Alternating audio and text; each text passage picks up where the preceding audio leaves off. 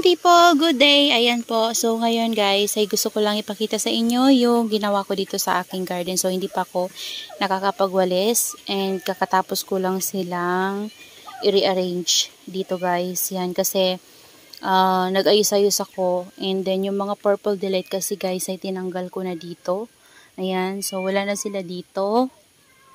Ayan, so meron tayong vacant dun banda kasi wala na ako mailagay guys. So, wala tayong pot na malaki.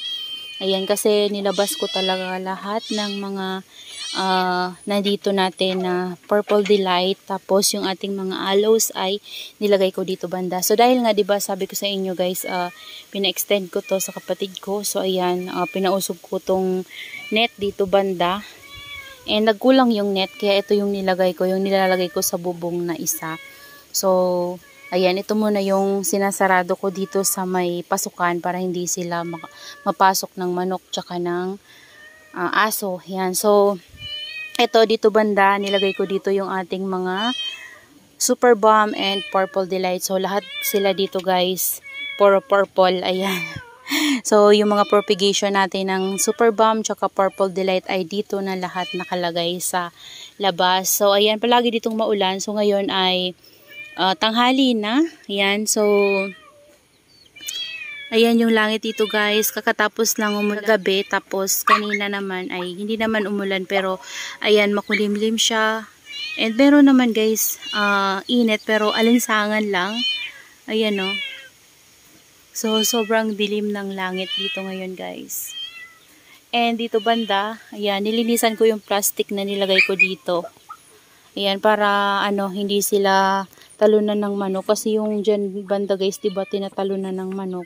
So kawawa yung purple delight ko na variegated. So hindi ko siya tinatanggal dyan kasi dyan gumaganda yung variegation niya. Ayan.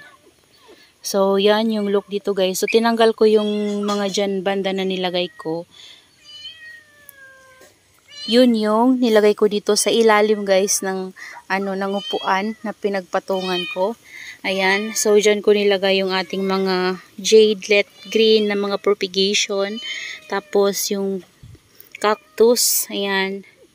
So tingin ko naman guys magiging okay naman dyan sila kasi ito namang ating mga aloe vera ay hindi naman sila mahilig masyado sa sunlight. And diyan kapag umulan naman ay hindi sila siguro dyan sobrang mababasa kasi natatakpan sila ng ating mga succulents dito sa taas. Ayan. So yan, dun banda nilagay ko dun yung iba nating mga succulents pa. So kung hindi maganda yung magiging resulta dito sa ating mga nilagay sa ilalim na mga aloes tsaka succulents at cactus ay tatanggalin ko din sila dyan guys. So tinatry ko lang kapag uminit tapos okay naman sila, yan, observe ko muna sila kung okay ba sila dyan. Naglagay lang ako ng plastic dyan sa apakan guys para hindi natutubo yung mga damo. Kasi palaging maraming damo na tumutubo dito. Ayan, kagaya niyan, meron pa dito. Oh. Yan, binunot ko yung matataas. Tapos nilagyan ko na lang ng plastic para hindi natutubo yung damo sa kanila. Ayan. Yan, madumi lang kasi maputik dito at inapak-apakan natin yan. So ayan guys yung ayos ng ating purple delight dito banda. Ayan, nakapag-extend tayo. And then dito naman guys, ayan yung iba nating Ellen ay may nagmamashi na talaga yung leaves. Pero sige lang, hindi ko sila, wala akong mapaglagyan sa kanila guys sa loob ng greenhouse kasi puno na guys yung lagayan natin sa loob ng mga sabitan. Wala akong malipatan sa kanila. Pero ito namang ating jelly beans, okay naman guys. Ayan, wala naman akong nakikitang problema sa kanya. And matataba naman yung mga nilipat natin ditong mga cuttings. Oh. Ayan, okay naman siya. Kasi pinatong ko lang din naman yan sila guys. So ayan siya. Oh, ang ganda nga nito guys, so nagre-red. Yun kahit palaging maulan, yan yung mga pinutol ko na cuttings galing dito. Ayan. So, okay naman sila at maganda naman. Yan yung ating Sedum Aurora guys. Oh. Yan yung ating Aurora. Yan, tumaba siya guys. Yung nag-iisa na lang yun na Aurora ko. Yan, pinabayaan ko na lang yan siya dyan.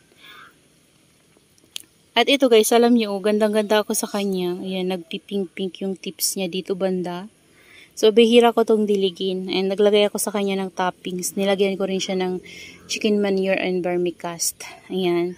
So, ayan yung ayos ng ating garden dito, guys. Ayan. So, ito, gusto kong tanggalin ito dito.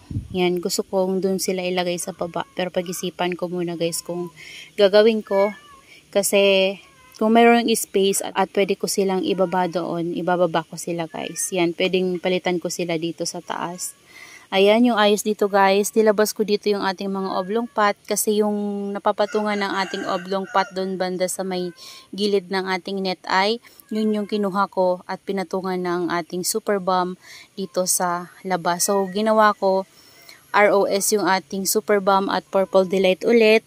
Ayan. Pero kapag, guys, kapag hindi maganda yung resulta sa kanila ng ROS ay lalagyan ko sila doon ng DIY plastic lang para hindi sila masyadong mauulanan, hindi sila palaging mababasa. Yan. So, kapag hindi maganda yung resulta ng paglagay ko sa kanila sa ROS. Kasi guys, pansin ko kay Super Bomb kapag in-ROS ko siya before.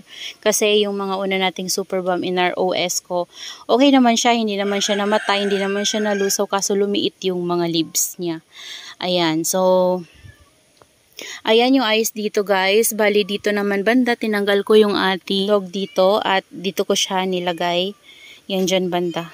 So ayan yung ginawa kong ayos. Hindi ako nagagandahan pero wala akong choice wala akong mapaglagyan talaga sa kanila. Kaya dyan muna pansamantalayan muna yung ice ko. Ayan. Kapag pwedeng baguhin ko din yung ayos sa kanila, guys. Pero ngayon, yan na muna, guys, kasi wala tayong mapaglagyan sa kanila. Ayan, guys, medyo sumisikat yung araw ngayon. Ayan, dito naman banda, guys. Ayan yung ayos nila. Ito, hindi ko na to binago. Ito pa rin yung ayos nila. Ayan. So, meron tayong vacant pots kasi meron tayong itatanim dyan. Yung mga bagong pots ko yan, guys, na pinabili sa papa ko. Ayan. Yung dito naman banda, ganun pa rin yung ayos nila, guys. And, agaw pansin talaga dito, guys, yung melo. Kasi yung melo natin ay ang tingkad ng kulay ng kanya. Bunbunan, guys. Kasi ang kulay po talaga ng kanyang, top. Ayan siya. So, ayan na, guys, yung ayos dito sa ating garden. O, kita na dun banda sa dulo yung ating mga purple delight. Ayan. So, yun lang, guys. Share ko lang sa inyo yung ating ginawa dito sa greenhouse. So, that's all for today's video. Yan, I hope you enjoy watching and see you on my next vlog. Happy gardening, everyone. Bye-bye. So, mag-aayos pa po tayo at maglilinis pa. Ayan. So, siguro maglilinis muna ako, guys, and saka na lang ako ulit mag-aayos kapag mayroon na tayong bagong pots na pwedeng ipupuno doon banda sa vacant natin. Kasi meron tayo doon vacant. Yan. Bye-bye, guys, and see you on my next vlog.